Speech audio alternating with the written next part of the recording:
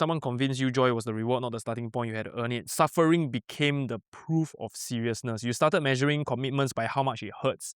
So in the music scene especially, it runs very deep, right? Studio hours are like war medal. Like, oh my god, this took me like 1 year to ruminate on, and then 2 years later, then I finally released. So much effort, right? Versus somebody like, I just came up with this snare pattern and then it go viral. Then people kind of think less of that song, especially the arts. Like they measure how dope the art is based on the suffering and the experience that you live through. So joy looks like you're not trying, which is why people associate suffering as a reward. Yeah, I mean there's the thing of like the starving artist like trope where like, oh, if you're not a starving artist, then you're not dedicated to your craft. Yeah, I'm sick and Yeah, tired of that. pronounce You cannot say craft. You say craft. craft.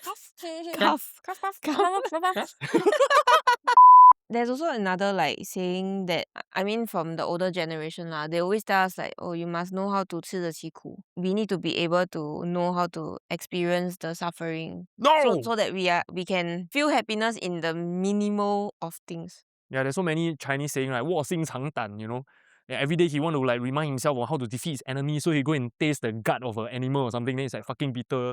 Then when he enjoys success, it's like, wow, blissful, maximum success. I really don't like that saying, right?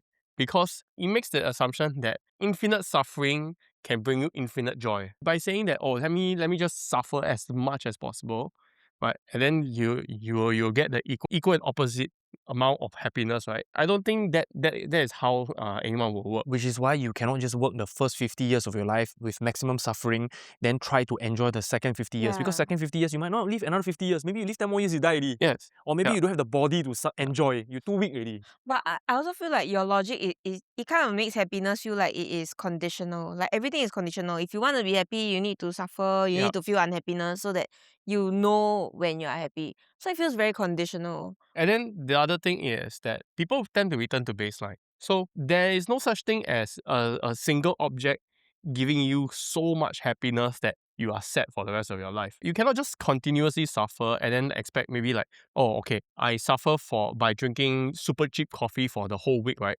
To save money for a single good cup of coffee.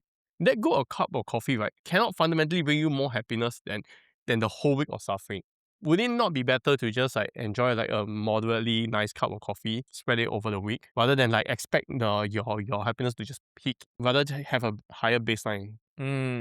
That kind of reminds me of one of the podcasts that we did, right? The should we have kids one? Yeah. So if you have kids, then you are like not so happy all the way until you die. You're fucking happy because you're like, oh my god, I achieved so much in life, but you're actually suffering raising your kids, sacrifices and all that kind of thing. Yeah. And whereas you don't have kids, you are like enjoying, but at the end of the day, when you die, you still have the same baseline happiness, so you don't feel exceptionally happy.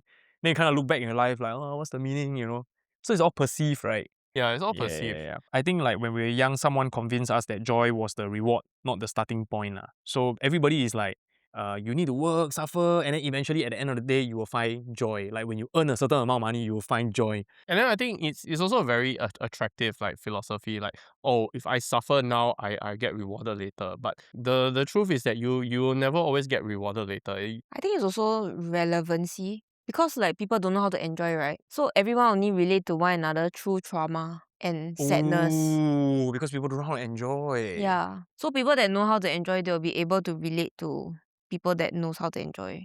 But if most of the population of people on earth don't know how to enjoy, they have a shared common thing. It's called suffering. And trauma. That's why there is trauma bonding. Oh. Which I think is also like how people market their music as well. Like, okay, you write a very sad song, people relate to your lyrics. They don't care how well produced your music is. Like, if you write a good lyrics, people read it and they relate to you, right? They'll just play on repeat. We just now also covered a little bit about some suffering isn't performance because loss taught them to stay low because the fall is worse than the constant suffering. Constant suffering, you will eventually revert to baseline and be numb to it So people don't want to experience happiness one day, then back to sadness. Maybe their hearts can't take it It's too devastating really. Yeah, which is like understandable, but everybody knows it's not healthy. So how do you like kind of rescue these people? Or you just let them fucking die?